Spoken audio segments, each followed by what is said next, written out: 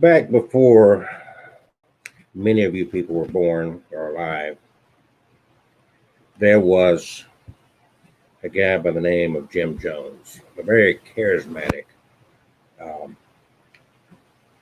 preacher, founder of the church out in California. He played to the poor, uneducated people.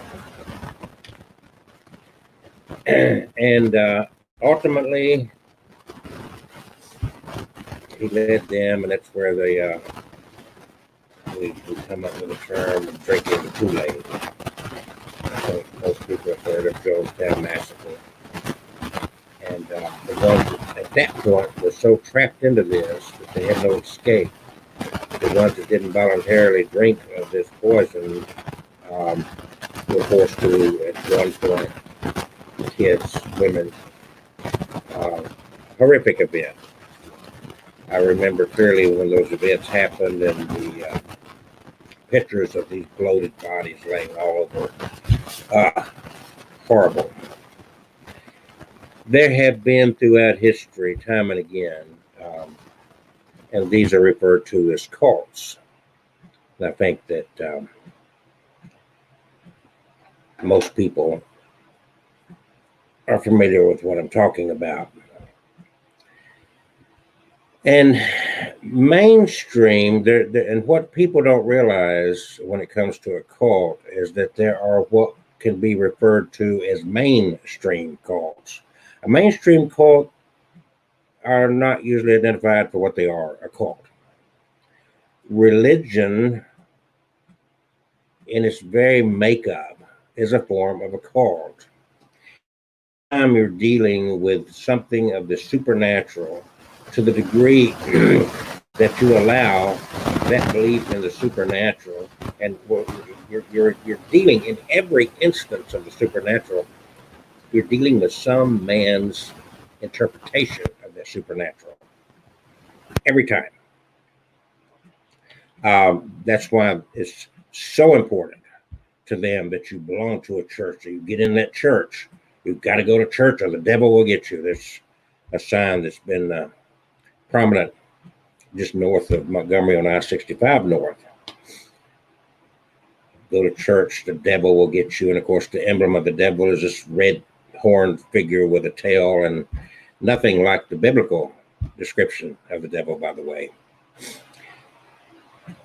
Cults will sell on fear. And I am here to save you.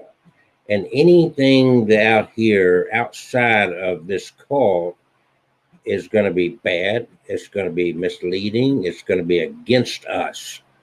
Everything is going to be against us. I'm very familiar with cults.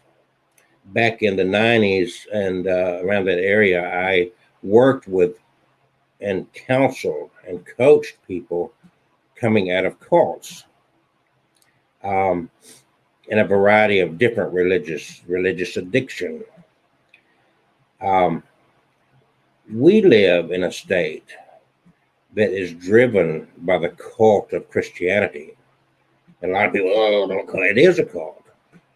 Because Jesus, I don't think, has sit down and talk to you. You've got the words written in a Bible, a book we call the Bible. And a lot of people don't even realize that Jesus didn't write any of those words.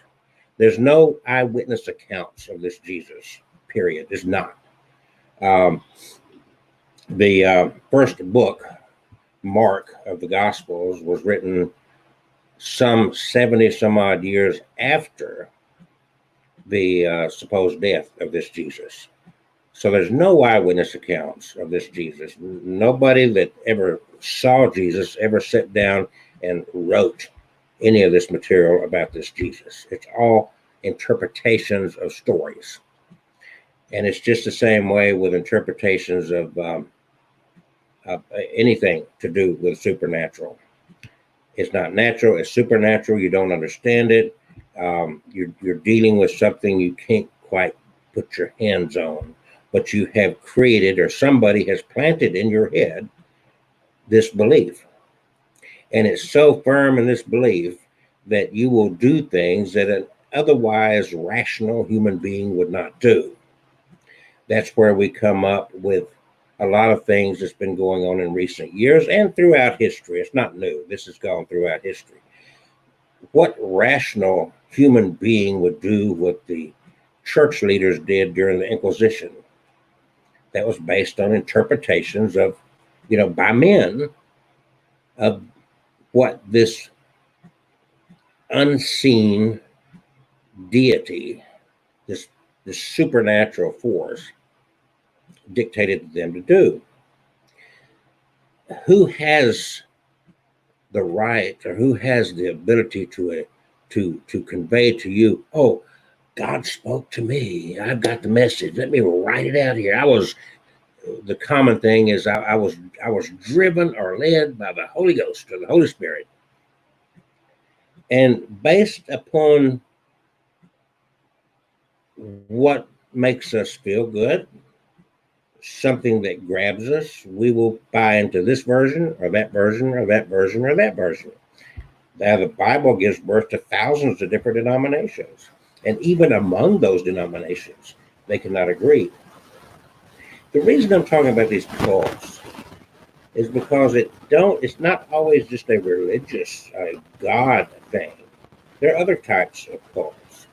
We've witnessed in the last 4 years a political cult. And this will be a turnoff to a lot of people, but that's exactly what it is. When you are willing to sacrifice any rational thinking, when you're willing to fall prey to this, every negative thing that comes out about me, the leader of your cult, clearly it's fake. It's a hoax. They're trying to destroy me. See, go back and listen to Jim Jones when he's talking to his people, and you'll see. And I'm going to find this, and I'm going to play a short excerpt of this.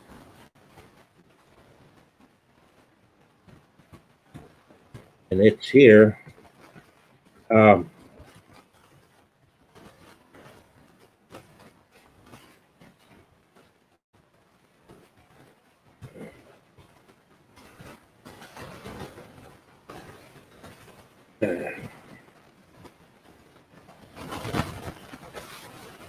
right, let me just see if I can find one of the excerpt here because I don't need the whole thing. But let's watch this. This is build a new society, but it ended, of course, with the tragic deaths of more than. Almost 1,000 deaths here. So let's play this here, and I think it's going to have an excerpt. I'm not sure. Somewhere on here it's got it. I didn't know exactly what to.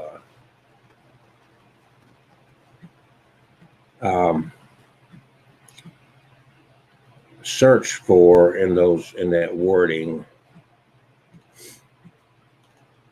but there's a lot of information. I wanted to isolate, and I didn't plan this out ahead of time.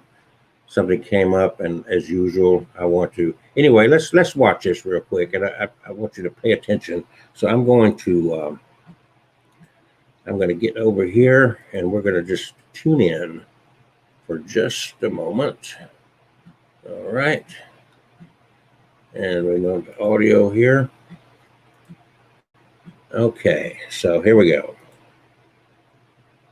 900 people. Here's NBC's Joe Fryer. Jonestown was supposed to be a paradise in the South American jungle. It was anything but. The saddest part about this tragedy is that good, decent people died who were well-intentioned.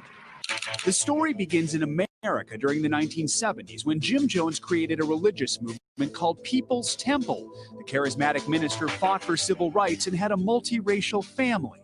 It was the original Rainbow family, including his adopted son, Jim Jones Jr. Did his message at the time resonate with you? Yes. No isms, no sexism, racism. But in the new book, The Road to Jonestown, author Jeff Gwynne details how Jones started to change. He's convinced himself that he is some sort of superhuman martyr. Jones persuaded nearly 1,000 followers to move to a remote jungle in Guyana. The concept was to build a new world. a socialist utopia. Jonestown was described as its paradise, and it was not. Former member Leslie Wagner Wilson says followers were overworked and underfed.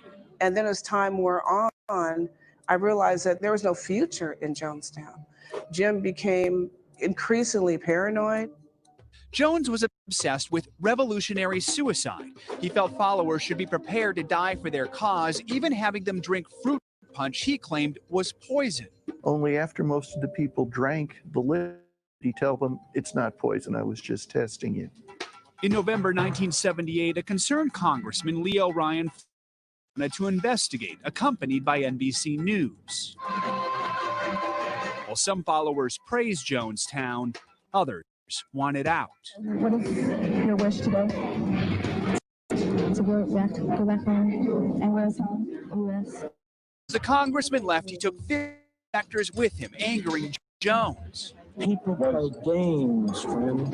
They lie. What can I do about lies? So you people going to leave us? I just beg you, please leave us.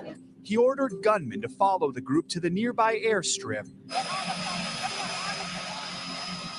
where they opened fire. 5 were killed, including Congressman Ryan, NBC correspondent Don Harris, and cameraman Bob Brown.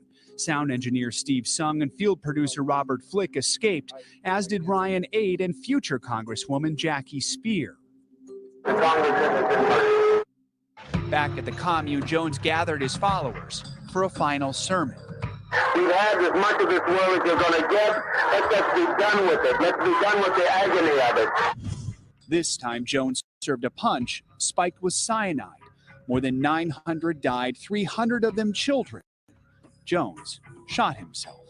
We know from autopsies conducted later that a considerable number of people were held and forcibly injected with the poison. In the end, how many relatives did you lose? I lost 11 relatives. Wagner Wilson and her 3-year-old lived because they were part of a small group that escaped during the confusion that morning, hiking through more than 30 miles of dense jungle to safety. How scared were you to try to escape? I was terrified. I was waiting for a bullet to hit at any moment. I was prepared to die on that day. I don't know how I can ever describe it in words. Jim Jones Jr., 18 at the time, lost his wife, but he lived because he was in Georgetown, Guyana's capital, as part of his frequent public relations work for the temple. So the million-dollar question is, would I have done it? I can't say I would, but I can't say I wouldn't have. That shows how much power Jones had. And part of that, I believe, is because we all are looking for a place to fit into the world. We're looking for love. We're looking for acceptance. And Jim Jones provided that. Today, a memorial in Oakland serves as a remembrance for those who died, predominantly African Americans and the elderly, whom Jones's initial message resonated with. I think the lessons of Jonestown is to really go within so you don't have to go without.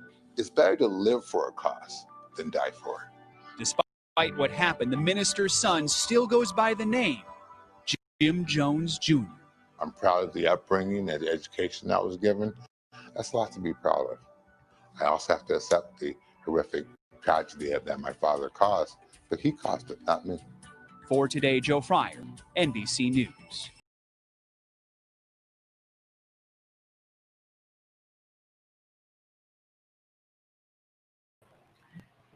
Can you see any, put the pieces together? And a cult does not have to be religiously based. It has religious undertones for sure. But remember these people that survived that and their explanations of how they got involved in this. You're looking to fit in. And this is exactly what we're dealing with. When Jim Jones, and that didn't have the quite excerpts, the film is out there. I didn't prepare for this. But the film is out there where Jones was calling them, they were out to get him, and that kind of thing. And so when you got this mentality that everything that's happening in the world is against us. This is this is evil. This is fake. you've got to question. When I was early in life involved in a religious cult, we were told, don't read this, don't do that. A lot of don't. Steer clear of that. That's fake, that's false, that's evil, that's satanic.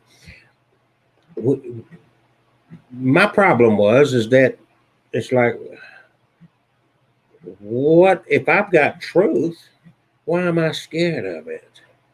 If this is what I'm believing is true, then what fear should I have?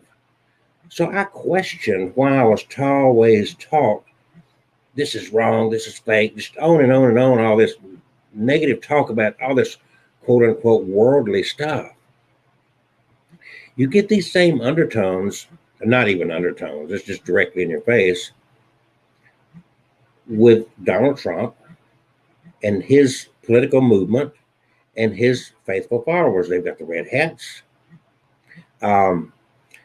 That the things that they've done, it's like, you support a candidate, sure, that's our political system. You pick somebody and say, I like that guy. But if you go to the point to where you won't question that guy and anything that does come up, whether it's in the media or somebody, you will not accept any criticism. You blind yourself. This veil comes over you because you want to believe this so bad. He's our savior. Things are going to go great, and so you blind yourself to reality. I'm not going to sit here and even suggest that Trump has got a bad motivation. We're all human. Let's be very fair. We all make mistakes. But when you put somebody on a pedestal so much that you will not acknowledge that they are making mistakes, that they are not fit for a certain position. I have hired and fired people throughout my life. And in hiring and firing people, I realized that some people that I thought would fit a good position, they were not good at it. I could switch their roles within the, or I had to terminate them. And it didn't matter how much I liked that person. My wife at the time, I would tell her, it's like, you're my wife. Clearly, I love you, but I can still fire you. If you're not good for the company, I can still fire you because the company is this, and my personal relationship with her was over here.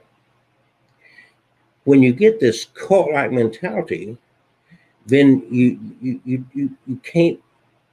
You want to allow for that criticism. You want to allow for your eyes to be open. This comes to historically women who allowed themselves to stay in abusive relationships. And if you've studied that at any level, sooner or later the woman convinces herself that she deserved that black eye. She deserved to be beat. She gets this feeling that I did this, I brought this on myself. And it's not so unlike that, but you get this whole mindset to where it's no longer about the good that you hope for. It's about supporting an individual, supporting a failed philosophy or whatever. A rational person is going to go along and say, oops, that didn't work out. And they're going to shift gears, they're going to change directions, they're going to recognize that what they had hoped for, what they supported, is not exactly turning out the way that they envisioned it would, and they're going to make adjustments. It becomes cultish when you refuse to make that, when you keep excusing away whatever you got support in. If you keep making excuses, and in our present circumstances, we've got this COVID-19. There's still people out there that claim it's a hoax. I know people that are suffered dramatically from COVID-19. The mayor of a town just south of me suffered in the hospital and finally passed away just a few days ago from COVID-19. A police chief just in a county south of here died of COVID-19. In our county, there have been hundreds of deaths from COVID-19. It's not a hoax. Recently, because these kids, not even kids, they're in their 20s and 30s, believed it to be a hoax, they hosted these COVID parties. And 31-year-old passed away. Her dying words were, "I think I fucked up. I thought it was a hoax." Dying words. This has been a worldwide pandemic. It's not localized to the United States. The China did not plant this seed so it could kill off a bunch of its people, make them sick, shut down their economy, and then spread it around the world. That is an insane proposition. It's an irrational proposition. Even though I admit the government can do some horrible things, but keep in mind, a government is no good if there's nobody to govern over. I mean, if it kills off all your citizens, you got land and no people, and you're not producing anything. To think that this was somehow designed to ruin a political career, my God, it hit the world real quick. The United States, it kind of lagged behind for a couple of minutes. It wasn't like it came directly to the United States. It grew fast, and right now we're at the top of the world with this coronavirus, but it got here because we drug our feet in testing and in dealing with this, accepting the reality of it. And then it's gotten worse today because we put money above safety. So what brought this to mind today was this, and I'm going to share this with you. This just happened Monday, yesterday, at this point. Here's 4:11 in the morning. President Trump has called many things hoaxes over the years. The investigation into his 2016 campaigns dealing with Russia, his impeachment, global warming. But on Monday, he called into question the existence of an epidemic that has killed more than 135,000 Americans. During a flurry of activity on his Twitter account, Trump retweeted a message from game show host Chuck Woolery that claimed everyone is lying about the coronavirus as part of a plot to sabotage the economy and hurt Trump's re-election campaign. We've heard that from Trump before. That's not a new thing. So the tweet that Trump retweeted read, "The most outrageous lies are the ones about COVID-19. Everyone is lying. The CDC, media, Democrats, our doctors, not all, but most, that we are told to trust. I think it's about the election and keeping the economy from coming back, which is election."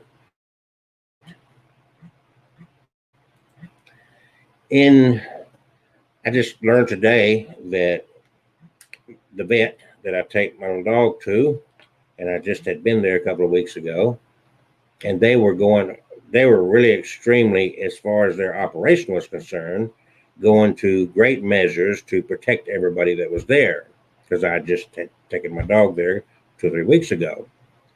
They had to shut down because more than one of their employees came down with COVID-19. That's just down the road from me, my vet. I don't think they're lying about that. I don't think it's a hoax. I know those people, been dealing with it for years.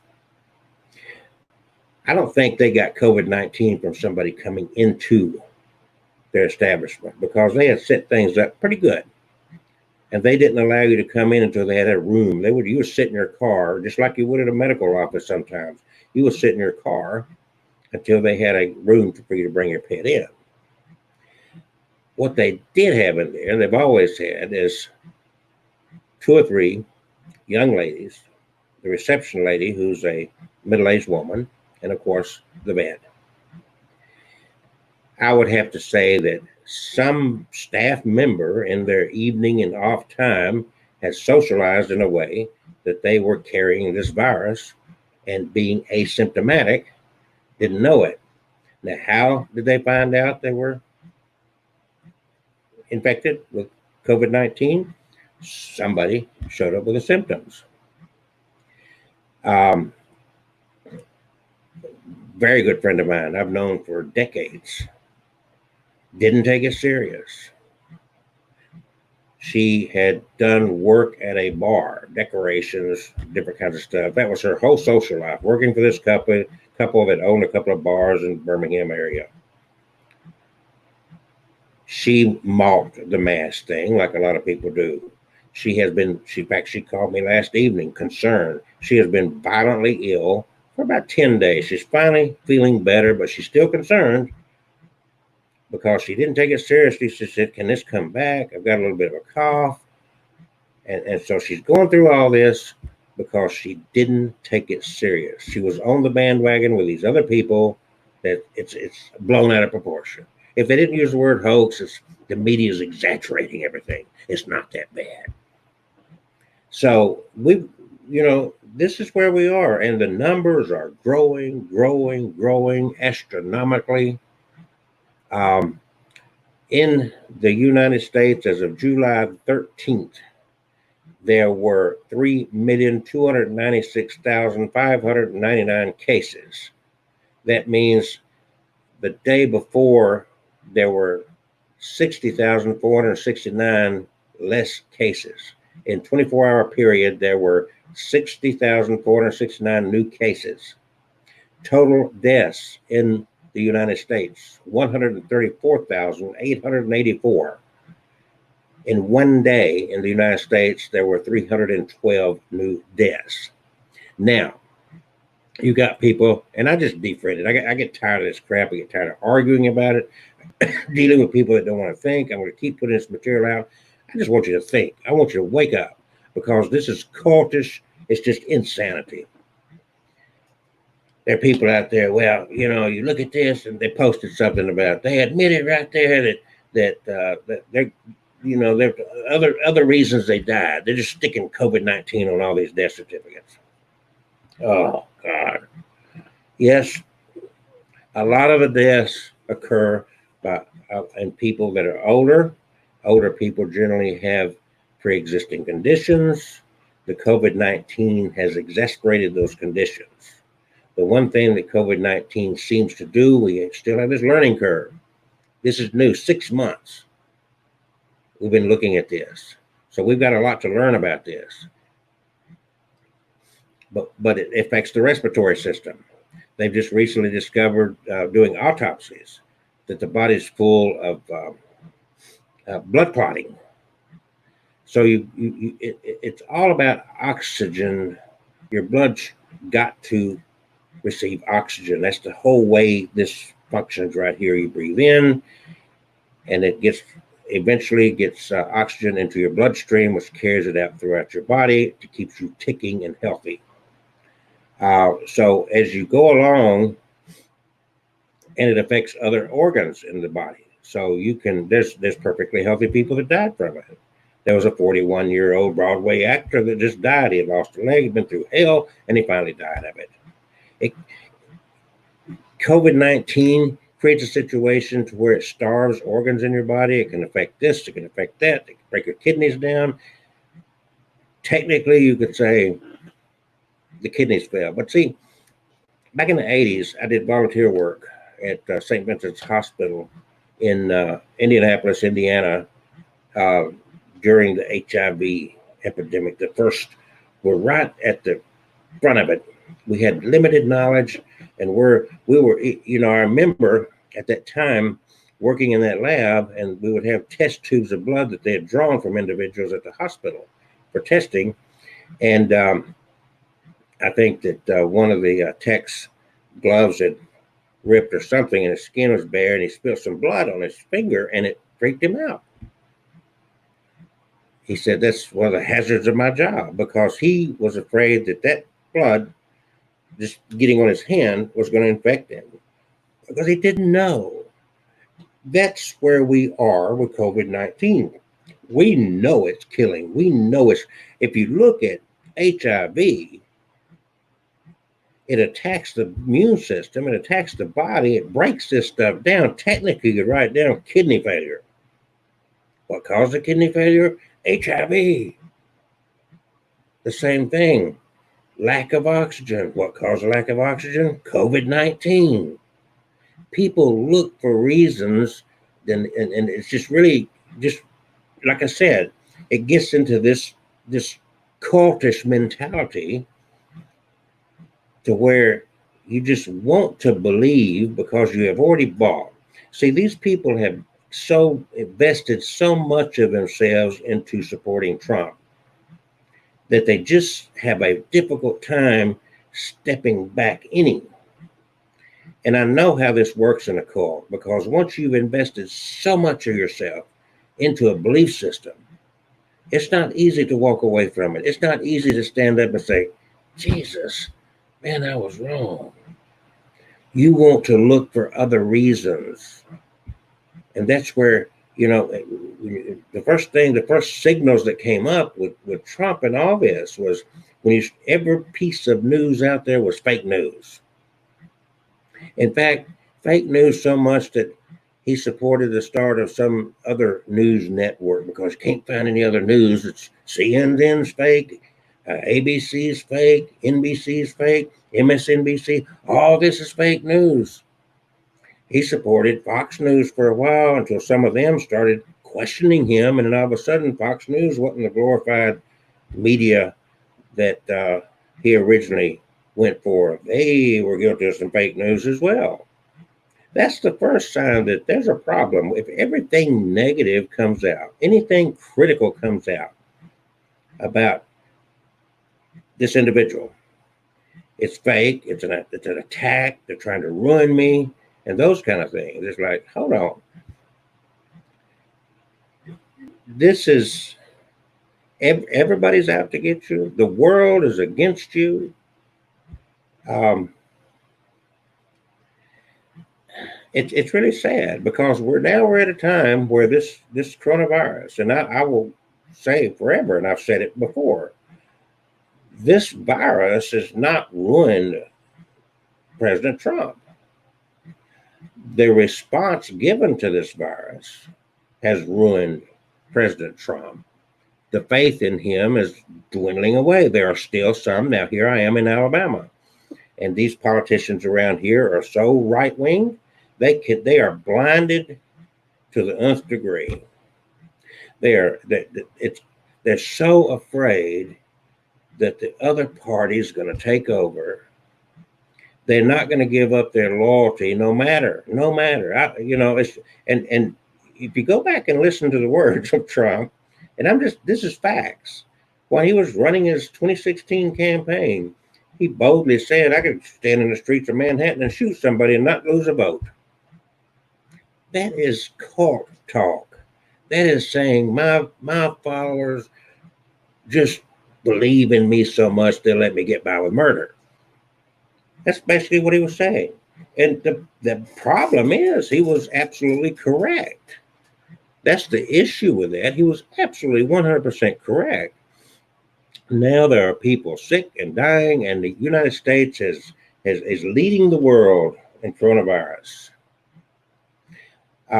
We've always had a problem admitting that we're not the greatest thing on the planet, that we can learn something from other countries. We've had this mighty, proud to be American, haughty spirit for a long time, and that is ultimately, even the Bible says pride comes before a great fall. So South Korea was on the ball. I remember back in the early part of the year, they were testing, I forget, a couple of thousand, 2,500 a day. It was a huge number early in the game. They had drive-through testing in South Korea. Those people, and most of the Asians, is like, give me a mask. Yeah, a mask, give me a mask. They didn't get that mentality of, oh, this is a hoax. Ain't nobody gonna tell me to wear a mask. Look at South Korea today. They stuck to it. They stuck to science. They didn't have this cultish following of some leader. and they pulled away from this. China, basically the same thing. But we can't learn from that because we are the United States, the red, white, and blue. That's going to kill us. It is killing us. It is killing us by, well, as of the 12th, as of yesterday, 312 new deaths, a total of almost 135,000. And it's just insane. It makes absolutely no sense. I couldn't get by with that. Could you? Are people going to stick with you if you keep leading them down the road that is leading to self-destruction? Money is no good if you don't have the health and life itself to enjoy it.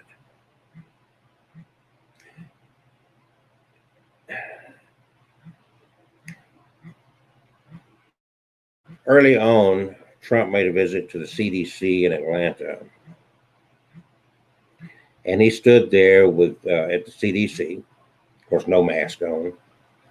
And there was a ship offshore, Pacific, off of California, that had some Americans on it, United States citizens, who were tested positive for COVID-19. You can look this up. I'm not putting words in anybody's mouth. He stood there and he said these words pretty much. Clearly, I don't have them right in front of me, but he said, those people are American. He said, I'm sure that they're going to let them off that boat. He said, and I can't remember the exact way he said it, but he said, I really, really wish they wouldn't get off that boat because I like the numbers where they are. I mean, to sum it up, that's what he said. He said, I know they're going to let them off. I'm not going to stop them from letting off, but I would really rather them stay on that boat because I like the numbers where they are. If that's not telling, when do people wake up and hear these words? He's used the word hoax over and again, even though at one point some left-wingers grabbed a hold of the words and kind of twisted them. He didn't say that the coronavirus was a hoax.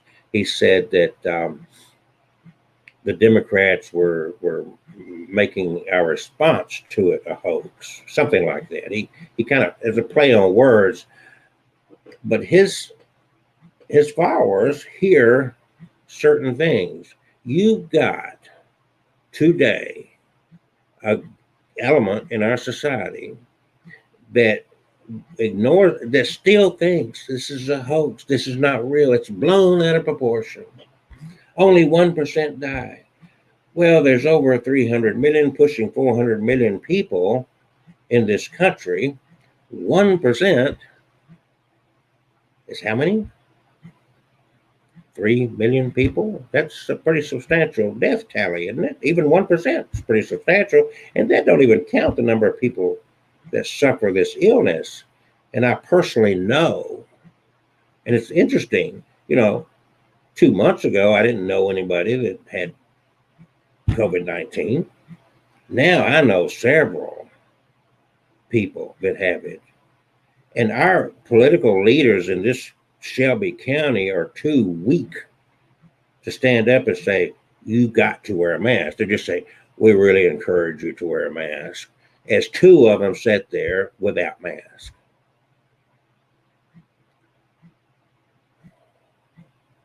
We, the people, have to wake up and have to take control of this. They're trying to open up schools. Gets people worried about sports. Are you fucking kidding me? In the middle of a pandemic, you're worried about goddamn sports.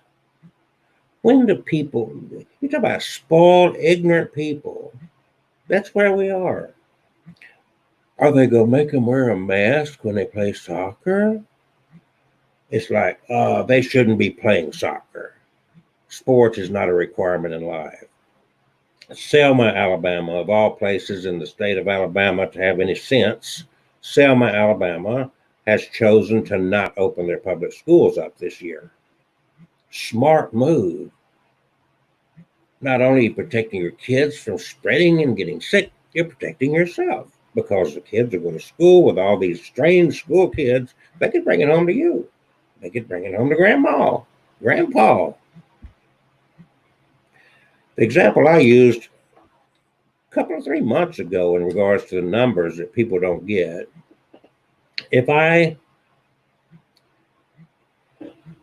This is the math that people don't understand. Most people don't even like math, so it's understandable they don't get it.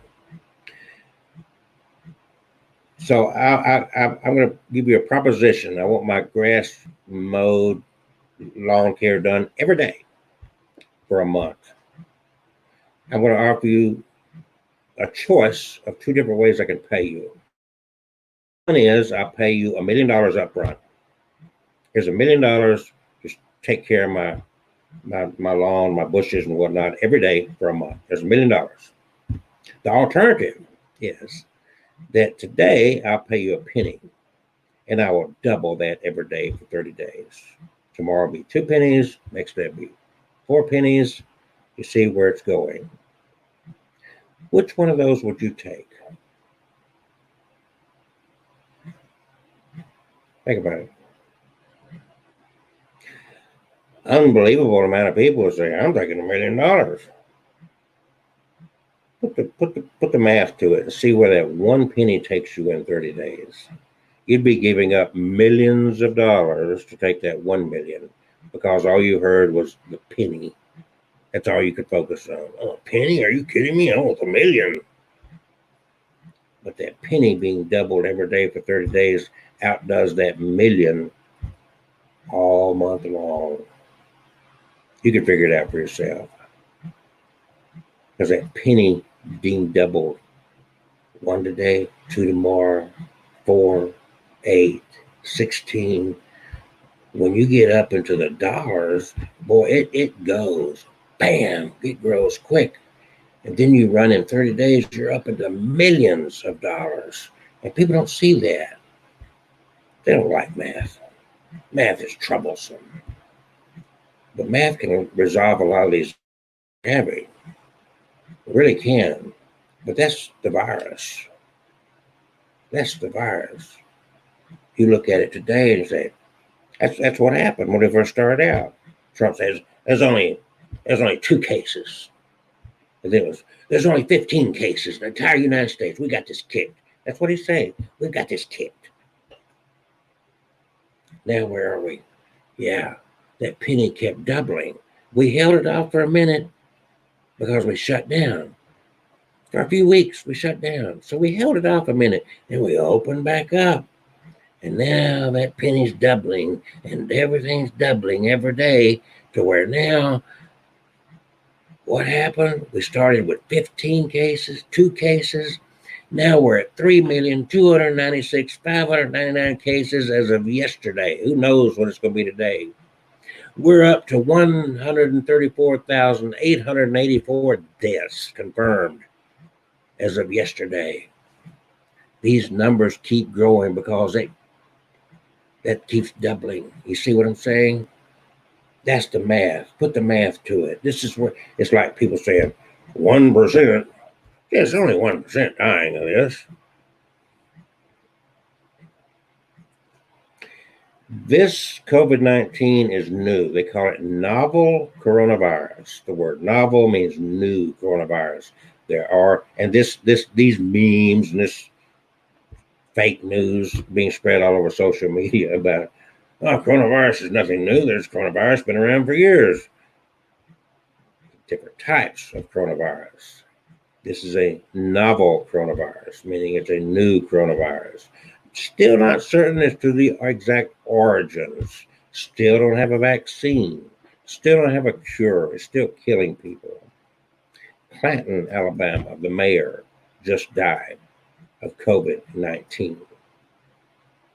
Police chief in one of our local towns just died of COVID-19. I know several people.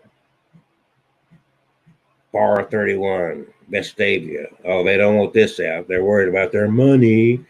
Fuck your life. We want the money. And they have begged these people that's got COVID-19, don't say anything. And they're not. They're not saying anything. And they lay in bed, they're suffering. My good friend that I've known for decades is laying there. She's just now recovering and still scared. Still scared. Because she was so violently sick for day after day after day. Now she's scared it would come back. When she has a little cough that concerns her. She's looking for all these symptoms. How long should I quarantine myself? But this bar, they're not interested in that. It's all about the money. Sacrifice. Some are going to die, but we got to keep the economy going. Sorry, it was you. At the same bar, Bar 31, Vestavia, the same bar. Another employee.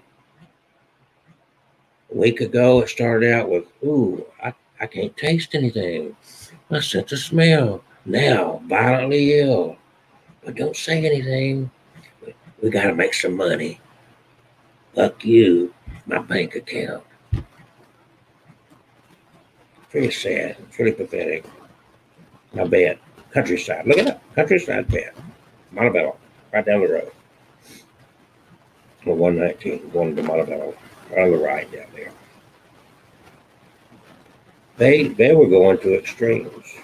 Really, in a van. They had the plexiglass up there to protect the girl working by the desk. You could not bring your pet in. You had to wait outside until they had an exam room ready for your pet. They didn't want people congregated in the lobby. So all that's going on, and still, as of today, they had to shut down because more than one of their staff, I never got the exact number of their staff, more than one of their staff came down with COVID-19. But yet, we're not going to protect each other. We're going to call it a hoax. We're going to say it's blown out of proportion. This is insanity. But it's because it's a call. Why else would people? I was at Aldi's today. First of all, there was a middle-aged woman, 40 or 50. She's got a mask on, but it's down here. It wasn't covering her mouth or her nose. It's just kind of draped here. What's the point? So you can say, I wore my mask. Didn't wear it right, but I wore it. And then there was a big screaming argument at the checkout, and I went the other way. I didn't want to get involved in it. I had to assume it was over that kind of BS. Because it's commonplace. It's hot out here, and people don't like the mask. They think it's a hoax. See, we're in a very conservative state. We're in a very right-wing Republican state. And they buy this shit. It's sad. But they're more interested in that. They're more interested in keeping the Democrats out than they are about your health. So anyway, again, I'm going to share this one more time. As of Monday, the 13th, Trump retweeted on his Twitter account these words. The most outrageous lies are the ones about COVID-19. Everyone is lying. The CDC, media, Democrats, our doctors, not all but most, that we are told to trust. I think it's all about the election and keeping the economy from coming back, which is about the election. I'm sick of it. From the president. He may have not authored those words, but he shared those words. Texas hospital, 30 years of age, attended one of these COVID parties. Died. It is total insanity. They threw these COVID parties because they think it's a hoax.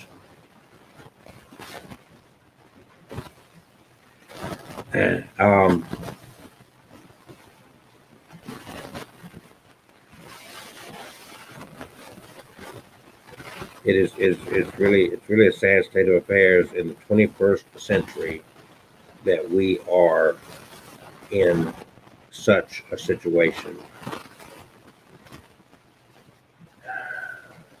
It's really sad. And I see people all day that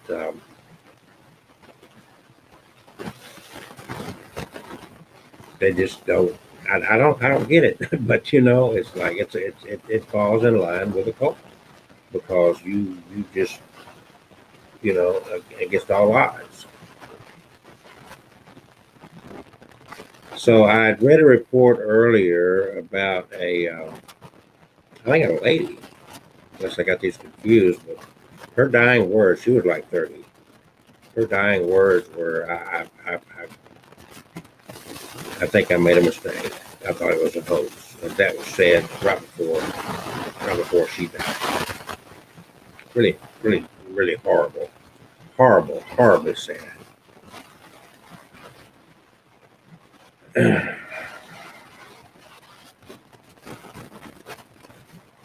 It's all a hoax. People, I don't know what else to say. I can continue this rant all into the night, and I'm just keep in mind that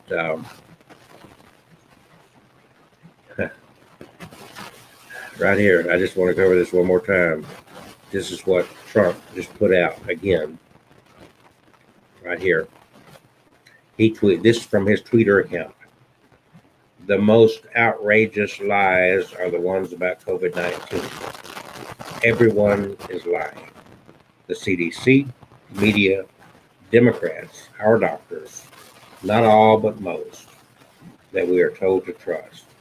I think it's all about the election and keeping the economy from coming back, which is about the election. I'm sick of it.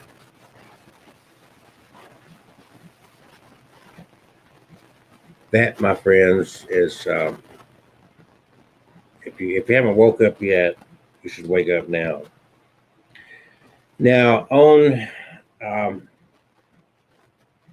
note involved with all this, going back to December of 2019, whatever prompted me, I cannot honestly say, but I put it out on my website because everybody does these predictions. The psychics and everybody put out, what's your predictions for 2020? Nobody asked me, but I felt inspired to put on my website 2020, the year of disasters. And then I went a little bit further. In fact, I went to the website here, 2020, the year of great disasters. And then I went a step further. And this one, my background is in the Bible. I don't promote the Bible.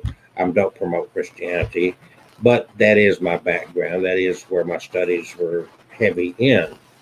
And so based on a certain Bible prophecy that's found on my website, I had put in the same time, before 2020 actually started, I put in that as on or about June the 20th of 2020, that Donald Trump would either no longer be in office or he would, in effect, lose his ability to effectively rule, lead, govern. I forget exact words that I used. I could find those exact words.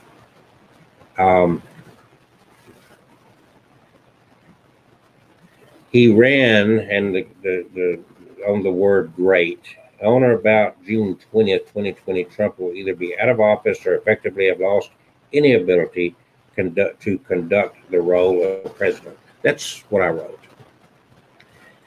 As we led up to June the 20th, first of all, I don't think I have to expound on the year of great disasters. We've had the protests along with the pandemic and other various things, but I don't think I need to even explain the year of great disasters.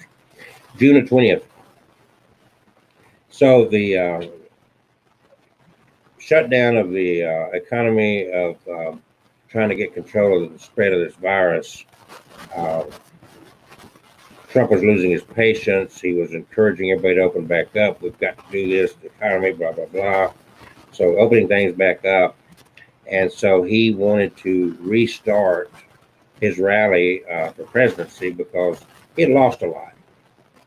So he is scheduled for June the 19th in Tulsa, Oklahoma, to restart the rallies, his political rallies. Well, either on purpose or out of ignorance, which I'll never know, he chose June the 19th, which was Juneteenth, which was a celebration for African Americans. And we were already in this situation of these protests because of police brutality toward African Americans. So it stayed June the 19th up until almost the week of. And at the last moment, they changed the date of the rally to June the 20th, which was the date that I had put in my prediction. And so he hyped it up. He got on the media, and it was going to be the biggest. Tickets were going, 1 million tickets were served online, and all this stuff. I had gotten a couple of tickets online. I wasn't going to go. And so they changed it to June 20th. I'd gotten an email as to the rules of attending, what you could bring with you. What did it say? Couldn't bring a toaster. I guess I've still got that somewhere, but it's really strange. But they didn't say a word about wearing a mask, coronavirus, social distancing, nowhere in the rules for attending this convention.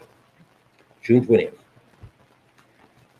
So based on everything that the Trump campaign was seeing and Trump's hype of this, it's like the stadium they used held 19,000 people.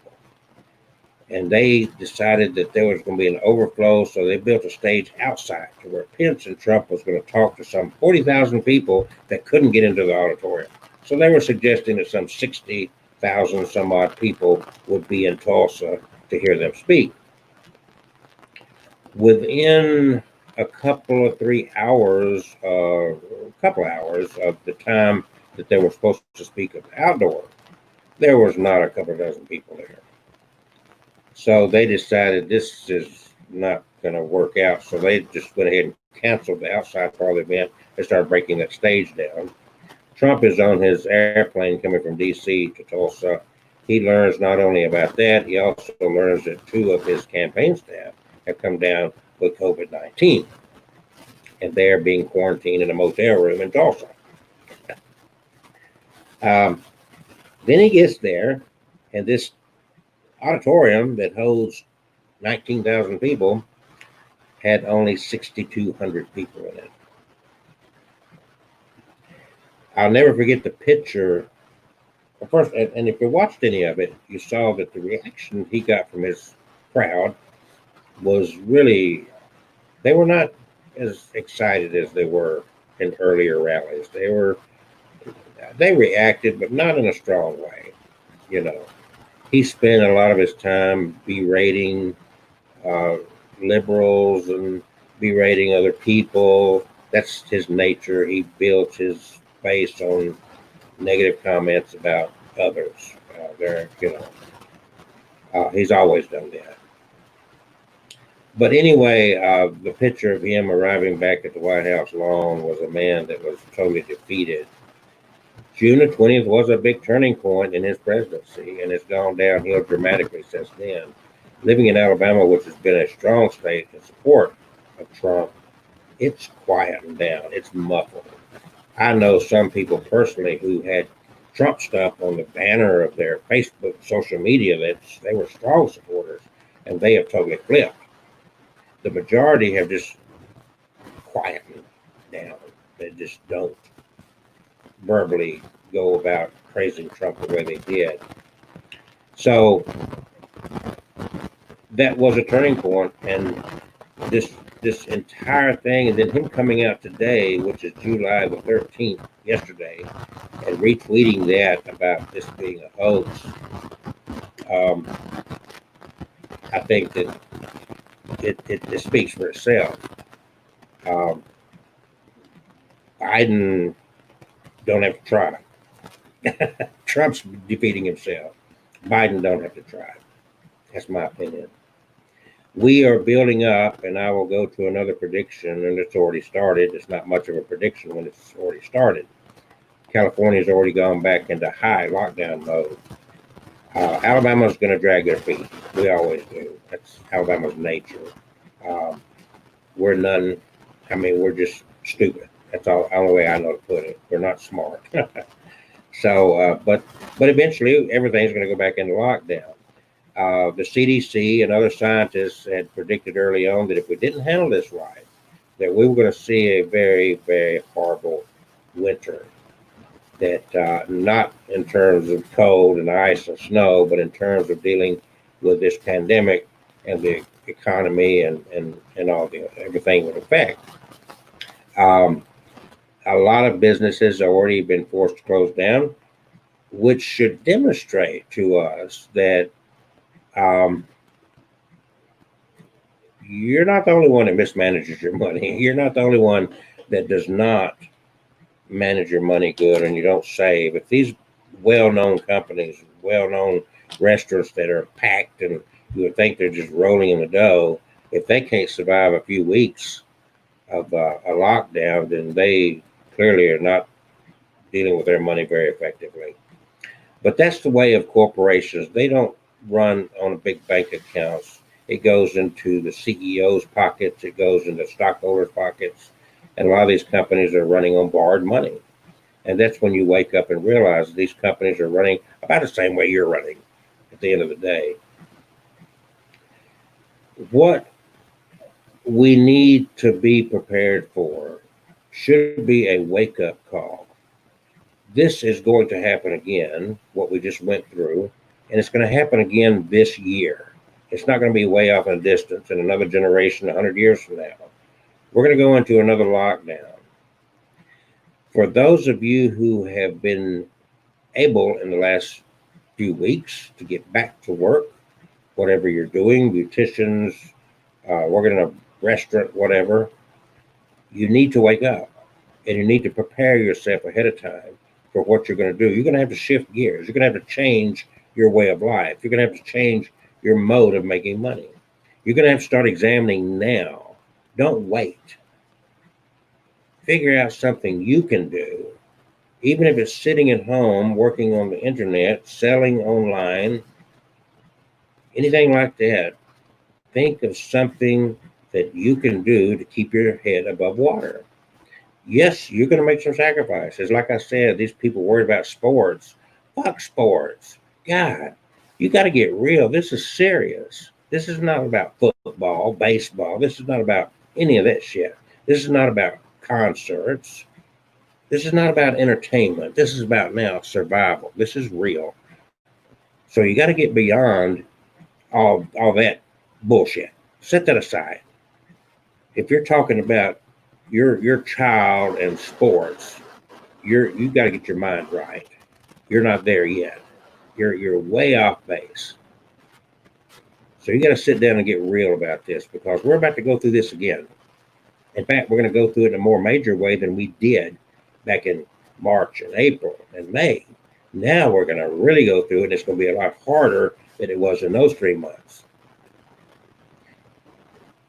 Prepare now. Don't wait until everybody panics to stock up on your toilet paper. Don't wait till they shut the bars and restaurants and beauty salons and gyms down to think about what you're going to do to survive for weeks and weeks and weeks and possibly months into 2021 when you can't do what you normally did. There are options. And you've got to start figuring out those options now. You can't wait. I've been working on options all year. And some will come to fruition, some maybe not. But you got to think of, don't wait, because it's going to happen. I'm going to say it again. Don't wait. It is going to happen. It's going to happen in a worse way in the weeks to come than it did in March, February, March, April, May. It's going to happen, and it's going to happen in a bigger, worse way. So you might as well get prepared for that now, and you might as well be thinking ahead of the game. I'm going to have to choose another career. I'm going to have to choose another way of making money. I'm going to have to redesign my life, and you can do it. You can look at it in a very positive way. It's like, and I've said this before, and I've even got a couple of books out there I've written about this subject. You can take this in a positive way and say, how many times people have said, oh, I just wish I could just wipe the slate clean and start all over. Do it. Now you can do it. Guess what? Chances are your credit's going to be fucked. Good chance. A lot of people's credit's going to be screwed. But you're not a credit scorer. You can survive this. You got to get beyond the dependence on credit. You got to get beyond the dependence on banks. And you got to figure out a way to live. This is a new way moving forward. We are in the 2020s. This next decade, based upon what's happening in 2020, this decade up until 2029, we're going to see a huge shift in the way we do business, in the way we live. And so you need to sit back and you need to redesign your life from top to bottom. Your priorities have got to change. Get rid of your debt. Get more frugal. You've got everything you need at home. Look at what I'm doing in my office here at home, my little bitty office here at home, based on just the basic technology. This computer I'm using to do this on is years and years old.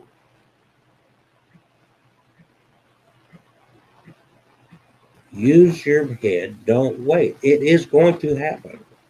It's not if. It's like they said at the beginning of the year when this shit came about, this virus came about. They said it to begin with. They said pointedly, it's not a matter of if, it's only a matter of when. We're back to that point. Look at the numbers. Look at the numbers in one day. 312 new deaths and 60,469 new cases. And you've got to realize those new cases are going to lead to more deaths. We're going to go. California's already started a lockdown. A lot of cities are going into lockdown mode because the states won't. The federal government ain't going to do shit because Trump is more worried about his reelection than he is about you.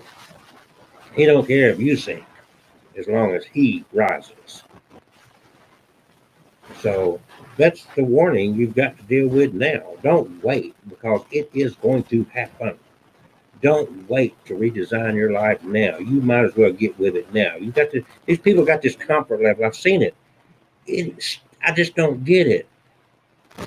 They're running off to beaches. Oh, I'm going to go do this. I'm going to go do that. And all they've done is spread this virus and wasted their time because they're more worried about, I need a vacation. It's called staycation. It's called being smart.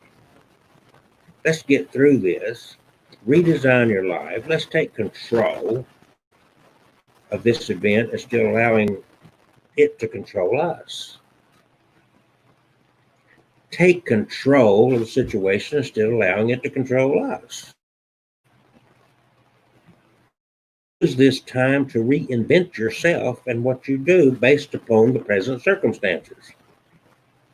It's like the guy that loses his eyesight. He can't get it back. He's got to redesign his life. It's like the guy that loses his legs. He used to be a marathon runner. He's got to redesign his life. He's got to change his interest in life. That's what you've got to do now. And you've got to do it before the amputation, not after. You got the opportunity because you already know ahead of time this is going to happen. It's not a matter of if.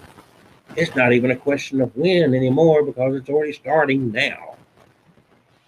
And if you think it's time to run to Disney World, you think it's time to run the beach, you are going to lose. And you're going to be crying and whining big time because entertainment was so important to you. Get over yourself. Grow up. Where's the adults? Be an adult. Because this is not a question, again, I've said over and over and over, it's not a question of if, it is, and it's not even really a question of when. It's happening right now. It's not a hoax. It's real. And it's happening now. California's already shutting down, lockdown, theaters, all the shit, bars, restaurants, shut down. You think it's not going to come to your neighborhood? It's coming. So plan for it now. Don't be planning for a trip to the fucking beach.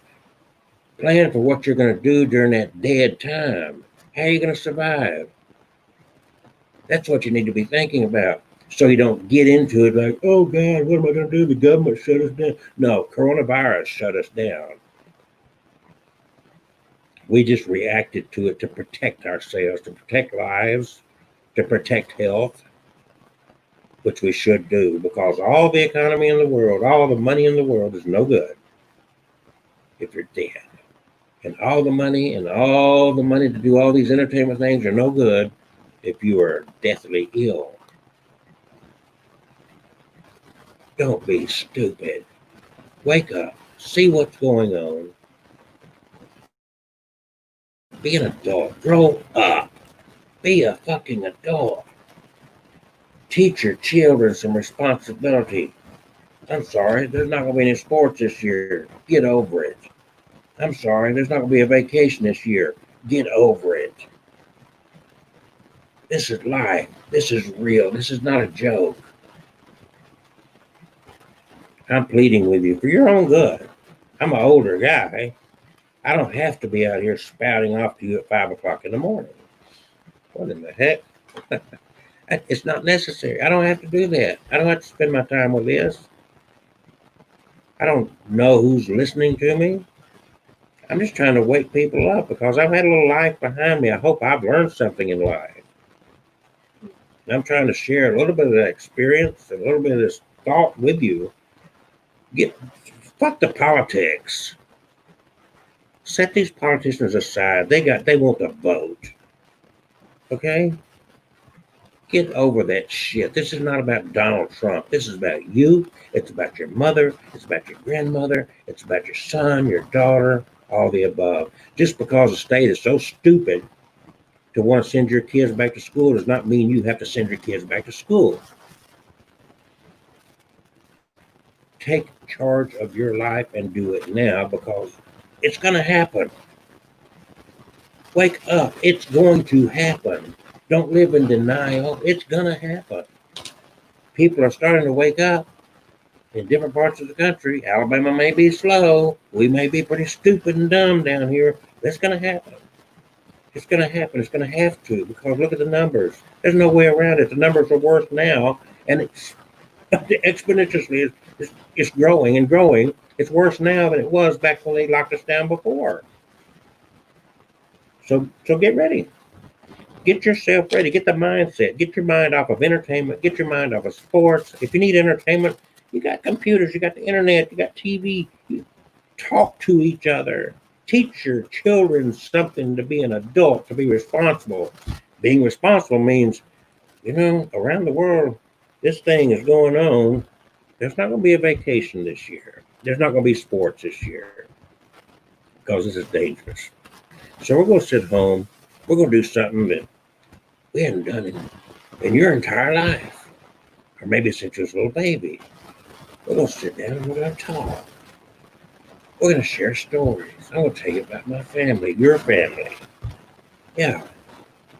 Grow up and start planning because it's going to happen. It's already happening. That's the warning for today, folks. That's the message for today. Get your mind off the fucking beach. Get your mind off the fucking ball. Get your mind off the fucking entertainment. And think about how you're going to feed yourself and your family. Keep your electric on. That's what you need to be focused on. You've been through this. You should know it's not over. It's worse now than it was when we started this because we opened up too quick. I don't know how to plead with everybody. I don't know how to get this across. I just keep repeating myself over and over. Wake the hell up.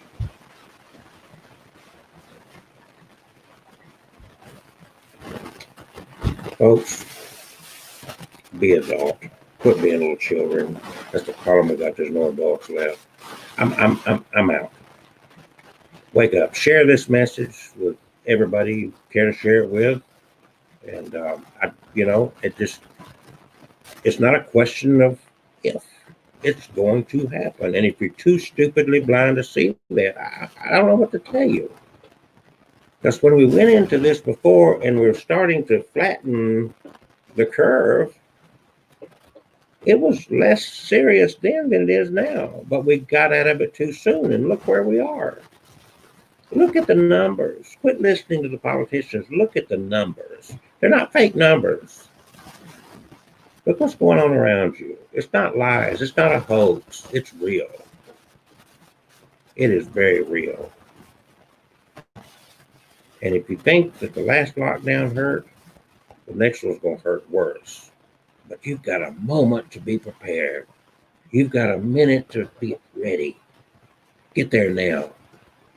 Quit thinking about taking your family off on some fucking journey to a fucking beach or fucking entertainment complex. Get fucking real. I'm begging you. We can end this thing once and for all if we get smart. We can take control away from the government and away from the media and everybody else if we just think. Think. That's it. Think.